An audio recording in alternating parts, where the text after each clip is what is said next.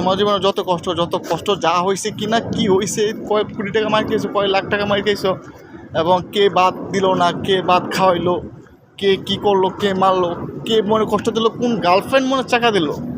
মানে ভাই পারিবারিক সমস্যা, গার্লফ্রেন্ড সমস্যা, টাকার সমস্যা, এই সমস্যা সেই সমস্যা, ভাই জীবনের যা তো বড় সমস্যা থাকুক না কেন, তোমার কষ্টগুলা তোমার মাঝে মানে রাখতে শিখো। কারণ ভাই নিজের কষ্টগুলো কারো কাছে বলবেন হচ্ছে কি নিজে হাসির পাত্র হবেন। সবাই দেবে যে আপনার কষ্টগুলো কারো কাছে বলবেন যে স্যার 5 লাখ, আমার 7 লাখ, আমার 10 লাখ টাকা আমার ও মেরে দিচ্ছে, আমার গার্লফ্রেন্ড আমাকে এই টাকা দিচ্ছে, আমার ফ্যামিলি এই প্রবলেম, আমার ফ্যামিলি সেই প্রবলেম। ভাই প্রবলেমগুলো যতই বলবো জীবনে সলভ হবে না, প্রবলেমগুলো জীবনে শেষ হবে না।